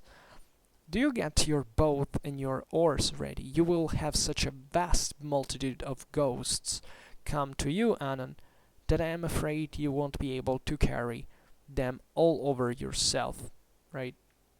So Karen ships the souls of the dead towards the 80s. So Karen, I could have told you that. Alastor, how came you to know it? Karen, Ossa brought me that news above 2 days ago. Alastor, nothing is more swift than goddess, but what makes you loitering here, having left your boat? Karen, my business brought me hither. I came hither to provide myself with a good strong 3-oared boat, for my boat is so rotten and leaky with age that it will not carry such a burden, if Ossa told me true. But indeed what need was there for Ossa? For the thing shews itself, for I have suffered shipwreck already. Alastor, indeed you're dropping dry. I fancied you were just come out of a bath. Karen, no, I swam out of the Stygian lake. Alastor, where did you leave the ghosts? Karen, they are swimming among the frogs. Alastor, but what is that Ossa told you? Karen, that the 3 monarchs of the world were bent upon one another's destruction with a mortal hatred, and that there was no part of Christendom free from the rage of war. For these 3 have drawn all the rest into be engaged in the war with them. They are also haughty that not one of them will in the least submit to the other. Nor are the Danes, the Poles, the Scots, nor the Turks at quiet, but are preparing to make dreadful havoc. The plague rages everywhere, in Spain, Britain, Italy, and France. And more than all, there is a new fire sprung out of the variety of opinions, which has so corrupted the minds of all men, that there is no such thing as sincere friendship anywhere. But brother is at an enmity with brother, and husband and wife cannot agree. And it is to be hoped that this destruction will be a glorious destruction of mankind. In these controversies that are now managed by the tongue and the pen, can once be decided by arms. Alastor, all that fame has told you is very true, for I myself, having been a constant companion of the Furies, have with the eyes seen more than all this, and that they never at any time have approved themselves more worthy of their name than now. Karen, but there is danger, lest some good spirit should start up, and of a sudden exhort them to peace. And the men's minds are variable, for I have heard that among the living there is one Polygraphus, who is continually by his writing inveighing against wars and exhorting to peace. Alastor, ay, but he has a long time been talking to the death. He once wrote a sort of a hue and cry after peace that was banished or driven away, and after that the epitaph upon peace defunct. But then, on the other hand, there are others that advance our cause no less than the Furies do themselves. Karen, who are they? Alastor, they are certain sort of animals in black and white vestments, ash-colored coats, and various other dresses that are always hovering about the courts of princes, and are continually instilling into their ears of the love of war, and exhorting the nobility and common people to it, haranguing them in their sermons that it is a just, holy, and religious war, and that which would make you stand in admiration at the confidence of these men is the cry of both parties. In France, they preach it up that God is on the French side, and they can never be overcome that have God for their protector. In England and Spain, the cry is the war is not the king's but God's. Therefore, if they do but fight like men, they depend upon getting the victory. And if anyone should chance to fall in the battle, he will not die but fly directly up into heaven, arms and all. Karen, and is credit given to all this? Alastor, what can't a well dissembled religion do? When to this there is added youth, unexperiencedness, ambition, and a natural animosity, and a mind propense to anything that offers itself. It is an easy matter to impose upon such.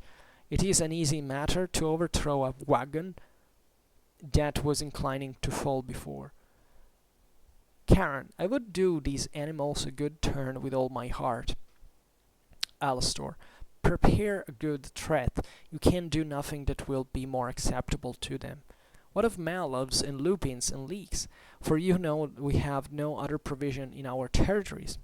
No, but partridges and capons and pheasants, if you would have them look upon you as a good caterer. Karen, but what is that moves these people to be so hot for war? What will they get by it? Alastor, because they get more by those that die than those that live. They are last wills and testaments, funeral obsequies, balls, and great many other articles of no despicable profit. And in the last place, they had rather live in a camp than in their cells. War breeds a great many bishops who were not thought good for anything in a time of peace. Karen, well, they understand their business. Alastor, but what occasion have you for a new boat? Karen, none at all if I had a mind to be wrecked again in the Stygian lake. Alastor, how came that about? Because you had too large a company? Karen, yes. Alastor, but you carry shadows, not bodies. Karen, let them be water spiders, yet there may be enough of them to overload a boat, and then you know my boat is but a shadowy boat neither. Alastor, but I remember once upon a time when you had a great company, so many that your boat would not hold them, have seen 3,000 hanging upon your stem, and you were not sensible of any weight at all. Karen, I confess there are such sorts of ghosts. Those are such a pass slowly out of the body, being reduced to little or nothing with consumptions and hectic fevers. But as for those that are torn of a sudden out of gross bodies, they bring a great deal of corpulent substance along with them, such as are sent either by apoplexies, quinsys, pestilences, and especially by war. Alastor, I don't think the French or Spaniards bring much weight along with them. Karen, much less than the rest, but for all that their ghosts are not altogether so light as feeders neither. But as for the Englishmen and Germans that feed well, they come sometimes in such case that I was lately in danger of going to the bottom and carrying only 10, and unless I had thrown some of my lading overboard, I had been lost, boat passengers and boat hire altogether. Alastor, you were in great danger then indeed. Karen, but what do you think I must do when so many fat lords, Hectors and bullies shall come to us? Alastor, as for those dying in a just war, I suppose none of them will come to you, for they say that they fly bolt upright into heaven. Karen, I can tell where they fly to, but this I am sure of, as often as there is a war, there come so many wounded and cripples to me that I admire that there should be one soul left above ground, and they come overcharged not only with surfeits and paunch bellies, but with bulls, benefices, and great many other things. Alastor, but they don't bring these things along with them, but come naked to you. Karen, true, but at their first coming they bring dreams of all these things along with them. Alastor, are dreams so heavy then? Karen, they load my boat. Load it, did I say? Nay, they have sunk it before now. And in the last place, do you think so many husbands don't weigh anything? Alastor, yes, I believe they do, if they bring brass ones. Karen, therefore I am resolved to look out for a vessel that shall be fit for my cargo. Alastor, you're a happy fellow. Um, Karen, wherein? Alastor, because you'll get an estate in a trice. Karen, what out of a multitude of ghosts? Alastor, yes indeed. Karen, if they did but bring their wealth along with them. But now they sit in my boat, bewailing themselves for the kingdoms and dignities and abbacies, and the innumerable talents of gold they have left behind them, and bring me nothing but a poor halfpenny, so that all I have been scraping together for these 3,000 years, I will go for the purchase of a new boat. Alastor, they that expect gain must be at some charge. Karen, but the people in the world have better trading, I hear, for if fortune favoured them, they can get an estate in 3 years' time. Alastor, and sometimes turn bankrupts too, though your gain is less is more certain. Karen, I can't tell how certain it is if any deity should start up and make peace among the princes, and all this goodly expectation of mine is knocked on the head at once. Alastor, as to that matter, I'll take upon me the rest, me to be your security, so that you may set your heart at rest. You have no reason to fear peace for these 10 years. The Pope is the only man that persuades them to come to an agreement among themselves, but he had as good keep his breath to cool his porridge. The cities murmur at the load of calamities they lie under, and some there are, I can't tell who, that whisper it about. It is an unreasonable thing that the whole world should be turned upside down for the private peaks and ambition of 2 or 3 persons.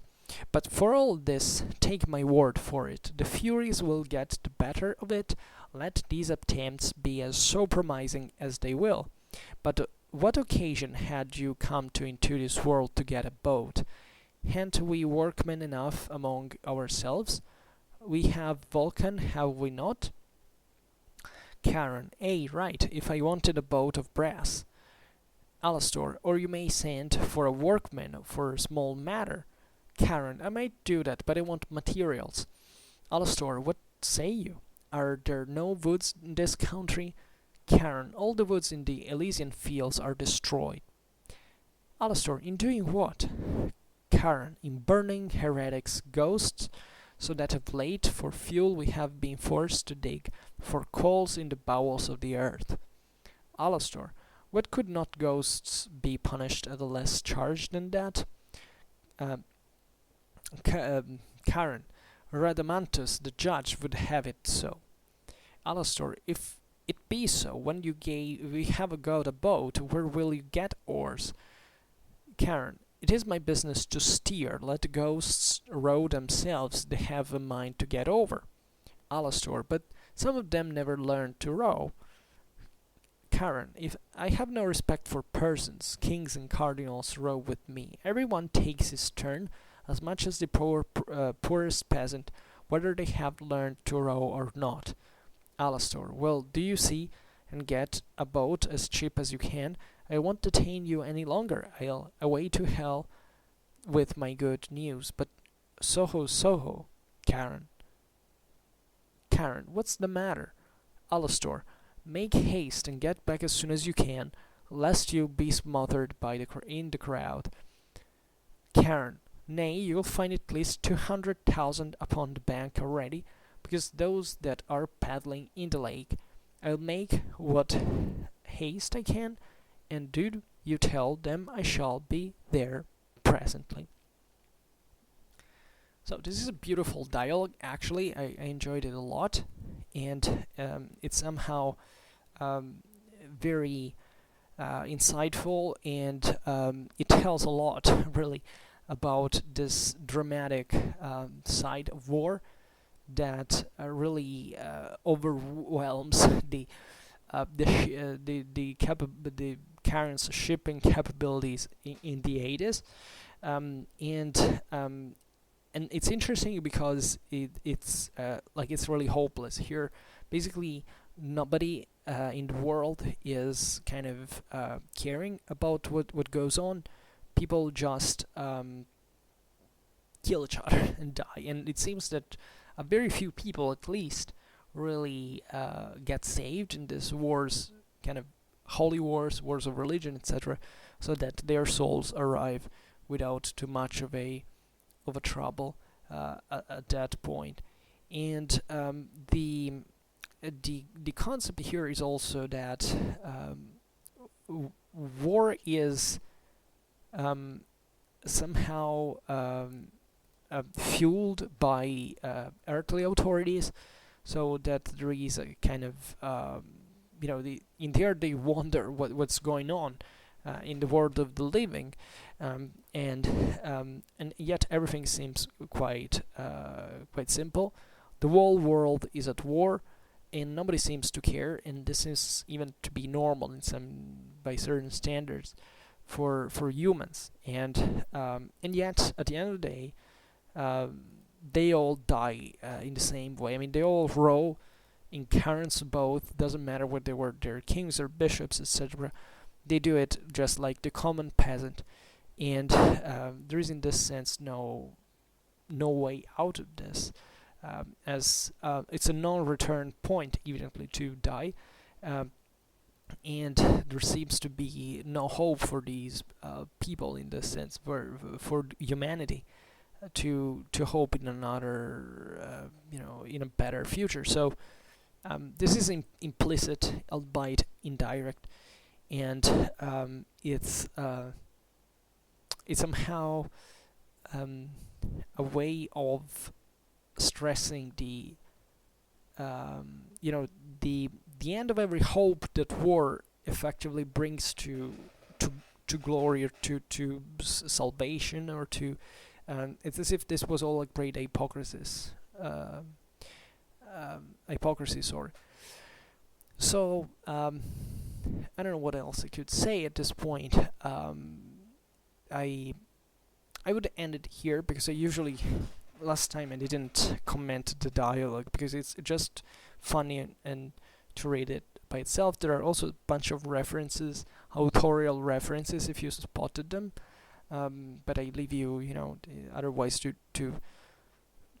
check them by yourself with the texts that I repeat I have inserted here down in the link. You can access freely. And I think it's fine for today. I mean, this is an interesting reflection on the necessity of a pacification of some sort. Just imagine what it means to live in a world that is constantly at war. Like in this context. So it's obvious that this would create new responses like this, such strong responses at the end of the day. So alright, so for now I think it's everything. If you enjoyed this video, please, I hope you enjoyed this video. Please, if you did, please share it. Otherwise, leave a like or subscribe to my channel if you're interested in my upcoming contents. And for now, I thank you heartily for listening to me. I wish you a nice time and see you next time. Bye.